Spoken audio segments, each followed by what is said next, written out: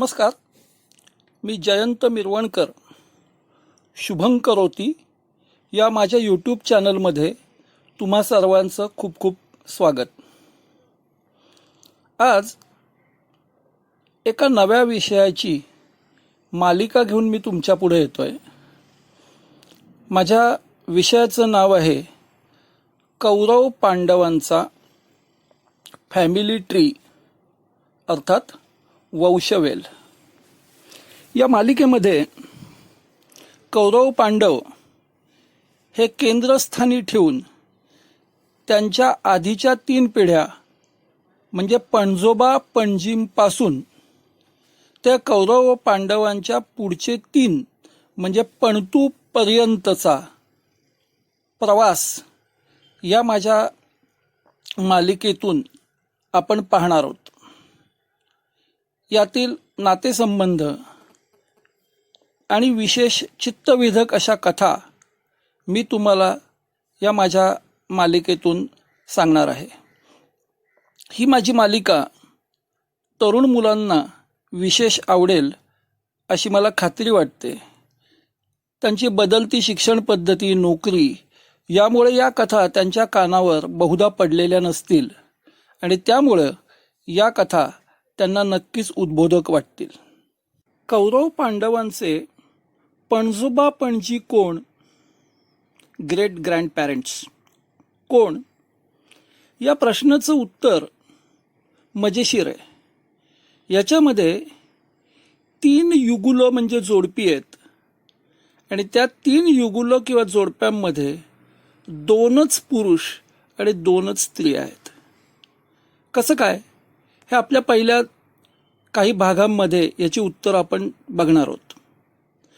आज यातलं पहिलं युगुल, पहिलं जोडपं म्हणजे महर्षी पराशर ऋषी, महर्षी पराशर आणि सत्यवती यांची कथा. महर्षी पराशर कोण? वसिष्ठांचे नातू आणि ब्रह्म महर्षींचे चिरंजीव म्हणजे महर्षी पराशर.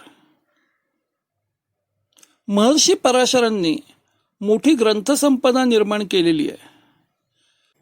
पराशर स्मृती, ज्योतिषशास्त्रातील पायाभूत ग्रंथ बृहत पराशर होराशास्त्र, वृक्षायुर्वेद, कृषी पराशरम यासारखे ग्रंथ निर्माण करणारे म्हणून पराशरांचा गौरव केला जातो.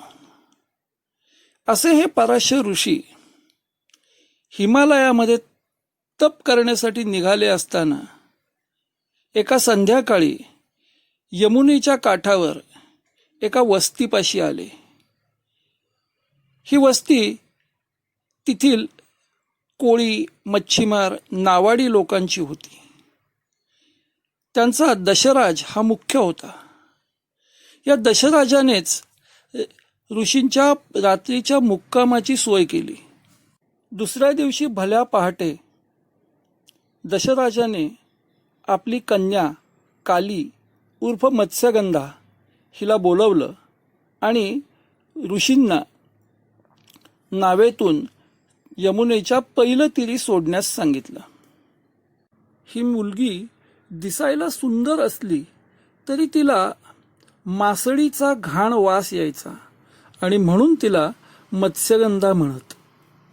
तिच्यासह नावेतून जात असताना काय झालं तर महर्षी पराशरांच्या मनामध्ये तिच्याबद्दल प्रेमभावना निर्माण झाली. त्यांना स्वतःलाच आश्चर्य वाटलं.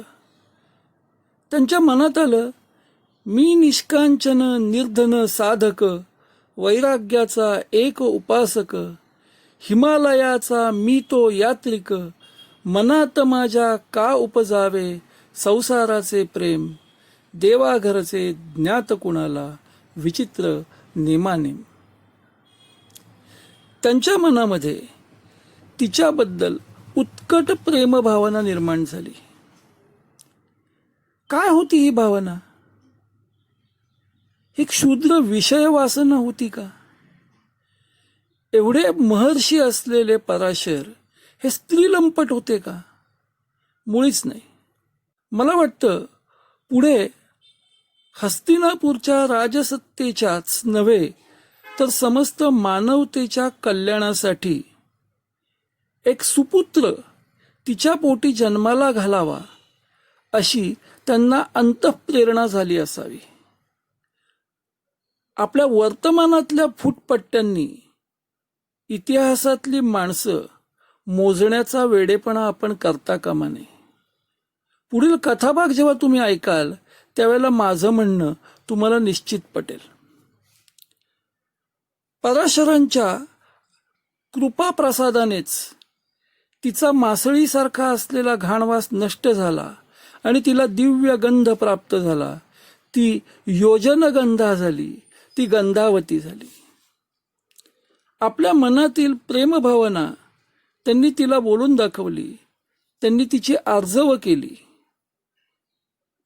तिला कोणत्याही लोकोपवादाला सहन करावं लागू नये, तिची कोणतीही बेअब्रू होऊ नये म्हणून काठावरच्या लोकांना काही अनावश्यक दिसू नये म्हणून पराशरांनी आपल्या योग सामर्थ्यांनी घनदाट असं धुकं निर्माण केलं.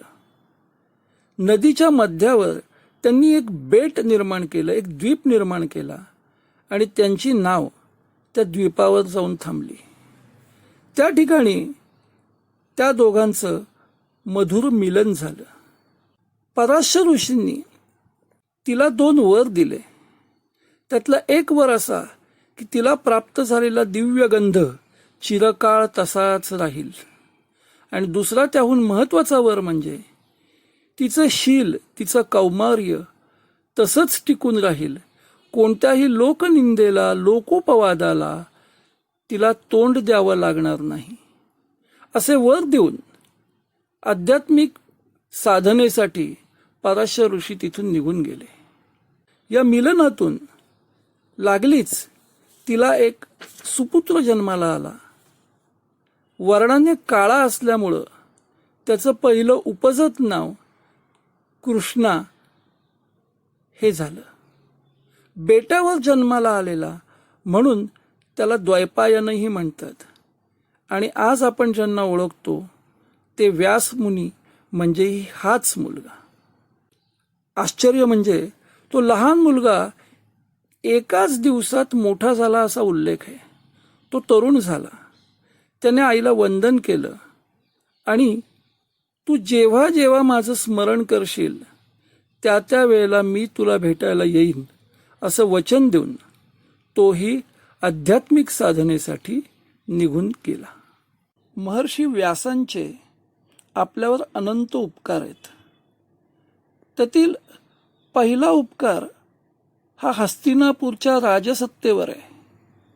या राजसत्तेला पुढे जेव्हा जेव्हा वंशनिर्मितीचा प्रश्न निर्माण झाला त्या त्या वेळेला वेदव्यासांना पाचारण करण्यात आलं आणि नियोग पद्धतीचा अवलंब करून त्यांनी वंशनिर्मिती संतती निर्माण केलेली आहे. हा भाग पुढे काही वेळा येणार आहे. व्यासांनी 18 पुराणांची निर्मिती केली. महाभारताचा इतिहास लिहिला. त्यामध्ये आलेली भगवंत कृष्णांनी अर्जुनाला सांगितलेली गीता आपल्यासाठी रचनाबद्ध पद्धतीने मांडली. असे मानवतेवर त्यांचे उपकार आहेत. आजची कथा ही इथेच संपणार आहे. पण संपत असताना तुमच्या मनामध्ये ही कथा काही प्रश्न ठेवेल की सुरुवातीला जोडप्याच्या नावामध्ये मी महर्षी पराशर आणि सत्यवती असा उल्लेख केला आणि कथेमध्ये सत्यवती नाव कुठे आलंच नाही. हे कसं काय? तर लक्षात घ्या की सुरुवातीला तिचे वडील दशराज तिला काली म्हणत. तिला अंगाला येणाऱ्या वाईट वासामुळे तिला मत्स्यगंधा म्हणलं जायचं. तिला दिव्यगंध प्राप्त झाल्यानंतर तिला योजनगंधा, गंधावती म्हणलं जायचं. ही नायिका, आजच्या कथेची नायिका म्हणजेच सत्यवती, सत्यवती म्हणजेच मत्स्यगंधा, म्हणजेच योजनगंधा, म्हणजेच गंधावती आणि म्हणजेच बाल्यावस्थेतली काली. पुढं आणखीन काही प्रश्न येतील की या कथेमध्ये सत्यवतीचं पुढं काय झालं,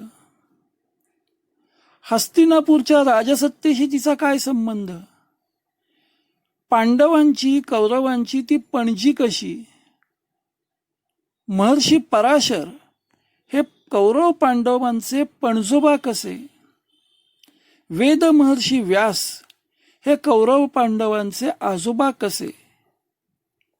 या प्रश्नांची उत्तरं आपल्या या मालिकेतील पुढील भागांमध्ये आपल्याला मिळणार आहेत.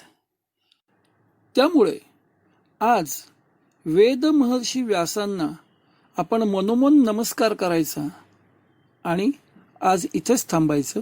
धन्यवाद. माझा हा व्हिडिओ तुम्हाला आवडला असेल तर तो नक्की शेअर करा, लाईक करा, सबस्क्राईब करा. थँक्यू.